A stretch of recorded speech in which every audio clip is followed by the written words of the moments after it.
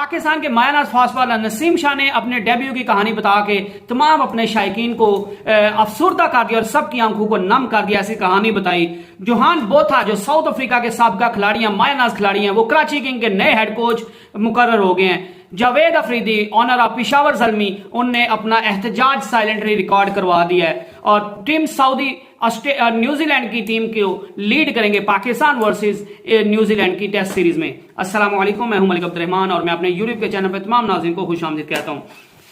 PSL 8 का जो जोरो शोर है वो खूब चर्चा में है आजकल और PSL 8 का हर तरफ डंका बज रहा है। हर बंदे की जुबान पे एक ही लफ्ज है कि PSL का 8 का जो ड्राफ्टिंग है वो उसमें कौन सी टीम किसको पिक करेगी और फाइनल लाइंस अप क्या होंगी मुख्तलिफ टीम्स की। तो PSL जो है वो कब स्टार्ट होगा इसका शायकीन बड़ी बेसब्री से इंतजार कर रहे हैं, क्योंकि इस दफा बड़े बड़े जो दुनिया के मायानाज प्लेयर हैं सिवाय इंडिया को छोड़ के वो PSL में अपनी पार्टिसिपेशन को यकीनी बना रहे हैं और PSL इस दफा इंशाल्लाह बफजल खुदा बिग से बिगर होता हुआ दिखाई दे रहा है। और अब ड्राफ्टिंग से पहले जो है कराची किंग ने एक बड़ी खबर दे दिया और उन्होंने बड़ी खबर यह दिया है कि जोहान बोथा जो साउथ अफ्रीका के साबका खिलाड़ी रह चुके हैं, मायानाज खिलाड़ी रह चुके हैं, उनको कराची किंग ने अपना हेड कोच मुकर्रर कर दिया है। इससे पहले पिछले सीजन में कराची किंग के जो हेड कोच थे पीटर मोरस, उनको वो है उनसे जो कराची किंग ने अपनी जो है वो उनको रिप्लेस कर दिया और PSL 7 की जो उनके कोच थे उनसे पीछा छुड़ा लिया और कराची किंग ने अब नया फ्रेश स्टार्ट लेने का फैसला किया, क्योंकि बाबर आजम जैसा कराची किंग ने इस दफा पहले ही अपना मोटिव जाहिर कर दिया था कि हम इस दफा अग्रेसिव माइंडसेट के साथ जाना चाहते हैं। तो उनने पीटर मॉरिस जो है उनको भी रिप्लेस कर दिया और उनकी जगह पे जोहान बोथा जो साउथ अफ्रीका के मायानाज जो है वो प्लेयर रह चुके हैं और अपनी साउथ अफ्रीका को कई अहम मौके पर अपनी परफॉर्मेंस से मुतअद्दिद बार साउथ अफ्रीका को अपनी जो है वो जितवा चुके हैं। तो उनको कराची किंग ने अपना कप्तान मुकर्रर कर लिया है। इससे पहले जोहान बोथा जो है वो PSL 6 में इस्लामाबाद यूनाइटेड की जो है वो हेड कोच रह सके और जो है जोहान बोथा कराची किंग्स के साथ 2017 और 2020 के सीजन में एज ए फील्डिंग कोच भी रह सके। तो जोहान बोथा को नई जो कमिटमेंट है, उनकी नई जॉब जो है वो बहुत बहुत मुबारक और उनके लिए ये नेक ख्वाहिशात का हम इजहार करते हैं। तो इसके बाद बात करते हैं जी जावेद अफरीदी जो ओनर हैं पिशावर ज़ल्मी के, उनने जो है अपना साइलेंट रिकॉर्ड एहतजाज जो है साइलेंट एहतजाज जो है वो रिकॉर्ड करवा दिया और उन्होंने इस तरह रिकॉर्ड करवाया कि आज जो कराची किंग्स में PSL 8 के लिए ड्राफ्टिंग जो हो रही है सेरेमनी, उसमें जावेद अफरीदी जो है वो पार्टिसिपेट नहीं करेंगे। और ये वाकया उस वक्त शुरू हुआ जब PCB के चेयरमैन रमीज हसन राजा ने पिशावर ज़ल्मी पिशावर में पिशावर का जो क्रिकेट ग्राउंड है उसके मुतालिक बात की कि वहां पे जाके मुख्तलिफ टीमें जो हैं वो खेलना नहीं चाहती और उन्होंने कहा कि हम इस बार पिशावर को कंसिडर नहीं करेंगे, क्योंकि पिशावर जो है वो पूरी दुनिया समझ रही है कि वो पिशावर में जाके खेलना जो है वो किसी खतरे से खाली नहीं है। तो इस बात पे पिशावर के लोग KPK के लोग जो हैं वो काफी नाला नजर आ रहे हैं, काफी नाराज नजर आ रहे हैं, क्योंकि उनका कहना उनका मानना यह है कि हमने भी पाकिस्तान के अमल के लिए बहुत बड़ी कुर्बानियां दी हैं और हम हर वक्त पाकिस्तान के लिए हम वक्त जो है वो तैयार रहते हैं किसी भी कुर्बानी के देने के लिए। और KPK में जो है अरबाब नियाज स्टेडियम जो है वो बड़े जोरों शोर से वो स्टार्ट हो रहा है और पिशावर में जो है KPK में क्रिकेट का बड़ा क्रेज और हमें उम्मीद की जा रही थी कि पिशावर जो है उसको बड़े बड़े मैच दिए जाएंगे, लेकिन PCB चले आपने नहीं खेलना तो इसमें आप जो है टूर्नामेंट ना करवाते इस दफा पिशावर में। लेकिन उन्होंने रमीज हसन राजा को ऐसा बयान नहीं था देना चाहिए कि पिशावर जो है वो सेफ सिटी नहीं है PSL 8 के लिए। तो इस बात पे जो पिशावर ज़ल्मी के ओनर हैं जावेद अफरीदी, उन्होंने अपना एहतजाज रिकॉर्ड कराने के लिए जो ओपनिंग सेरेमनी है, ड्राफ्टिंग की सेरेमनी आज कराची में हो रही है, उसमें पार्टिसिपेट करने से इनकार कर दिया और उन्होंने अपना साइलेंट रिकॉर्ड जो है साइलेंट एहतजाज जो है वो रिकॉर्ड करवा दिया है।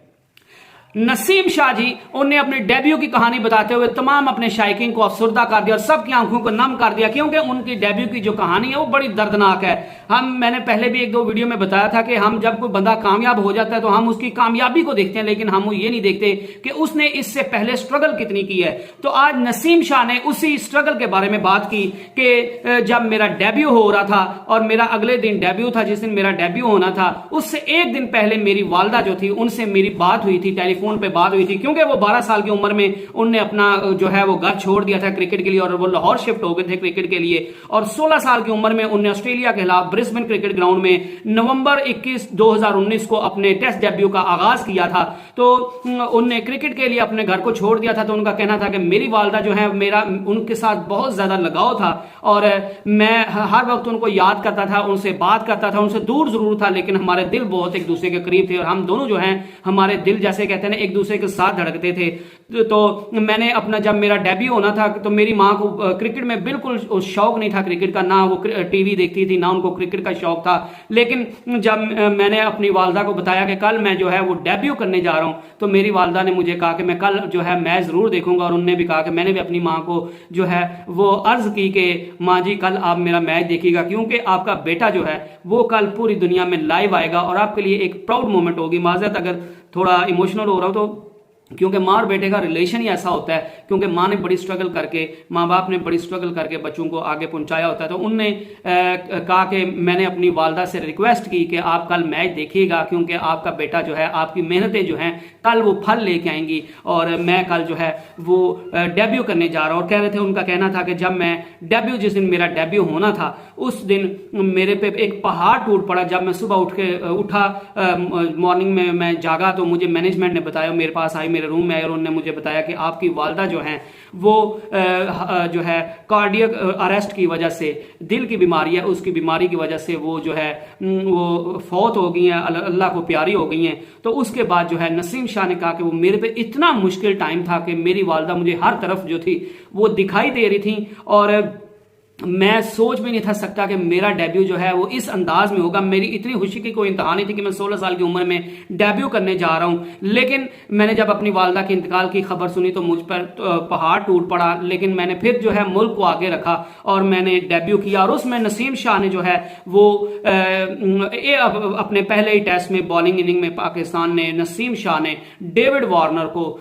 जो है वो उनकी विकेट हासिल की। और डेविड वार्नर की विकेट हासिल करना खुद में एक बड़ा कारनामा था, क्योंकि आप डेब्यू मैच में खेल रहे हो और दुनिया के one of the best player के आप विकेट ले रहे हो, तो ये उनके लिए कारनामा था। लेकिन उनका दिल जो था वो बोझल था, क्योंकि वो अपनी वालदा को हर तरफ ढूंढ रहे थे कि जो वालदा और मेरे वालिद ने मेरे लिए मेहनत की और अब जब फल का टाइम आया तो वो मेरे साथ मौजूद नहीं है। तो उनने अपनी कहानी को बताते हुए अपने शायकीन को अफसरदा कर दिया और उनका कहना था कि वो मैंने इतना स्ट्रगल का टाइम देखा है, 6 से 8 माह मैं इतनी मेडिकेशन पे रहा हूं, मैंने इतनी मेडिसिन खाई है, मैंने इतनी स्ट्रगल की है, क्योंकि मेरी माँ जो थी वो मुझे हर तरफ दिखाई देती थी और मेरा जो फोकस है वो क्रिकेट पे सही रह नहीं पाता था और मेरी इंजरीज का भी मुझे मसला था। तो मैं हर चीज से लड़ा था। मैं बाहर तो किसी को ये नजर नहीं था आ रहा कि नसीम शाह के अंदर क्या चल रहा है, लेकिन मैं अंदर ही अंदर जो है वो एक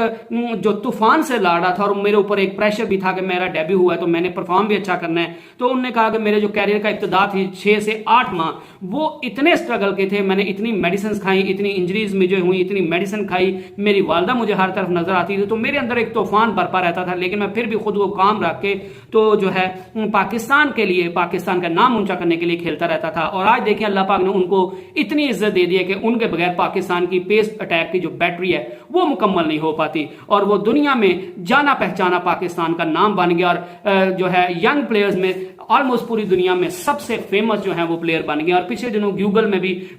गूगल ने अपना जो रिकॉर्ड जो था वो बताया था कि पाकिस्तान में सबसे ज्यादा जो सर्च किए जाने वाले प्लेयर है वो नसीम शाह है। तो हमें कोई बंदा स्ट्रगल अगर वो किसी मुकाम पर पहुंचता तो हमें उसको मुकाम को तो देखना चाहिए, उससे हमें इंस्पायर होना चाहिए, उसे ये नहीं कहना चाहिए, ये नहीं समझना चाहिए कि यार ये कितनी लग्जरी लाइफ गुजारा है। हमें ये देखना चाहिए कि उसने इससे पीछे इसके लिए, इस मुकाम पर पहुंचने के लिए कितनी स्ट्रगल की है। तो असल में वो स्ट्रगल होती है जो बंदे को ऊपर लेके जाती है और जो बंदा स्ट्रगल करके और नीचे से ऊपर जाता है फिर उसको इस चीज की अहमियत भी होती है और वो उस चीज को अपने मुकाम को बरकरार रखने के लिए जो है वो हर मुमकिन कोशिश करता है। पाकिस्तान वर्सेस न्यूजीलैंड के दरमियान जो है वो पहला टेस्ट जो है वो 26 दिसंबर से खेला जाएगा और इसमें न्यूजीलैंड ने जो है अपना जो कैप्टन है उनको चेंज कर दिया। न्यूजीलैंड के नए कैप्टन केन विलियमसन की जगह जो है टिम साउदी को इस बार पाकिस्तान वर्सेस न्यूजीलैंड के दरमियान टेस्ट सीरीज में जो है वो कप्तानी की जिम्मेदारी सौंपी गई और जो उनकी फर्स्ट असाइनमेंट है टिम साउदी की एज ए टेस्ट में वो पाकिस्तान के खिलाफ होगी। और आप देखना पड़ेगा कि टीम सऊदी जो अपनी बॉलिंग की वजह से बड़े पहचाने जाते हैं, अपनी तेज बॉलिंग की वजह से पहचाने जाते हैं, वो टीम को किस तरह लीड करते हैं और अपनी टीम को पाकिस्तान में पाकिस्तान के खिलाफ जितवा पाते हैं या नहीं जितवा पाते, ये तो अब आगे पता चलेगा, मैच होंगे तो पता चलेगा। बाहर हमें जो है टीम सऊदी को बेस्ट विशेस करनी चाहिए और उनके लिए दुआ करनी चाहिए कि वो अपने मुल्क के लिए ज्यादा से ज्यादा अच्छा बेहतर करें। इसी के साथ मैं आपसे इजाजत चाहता हूं। Stay blessed and stay tune. Allah Hafiz.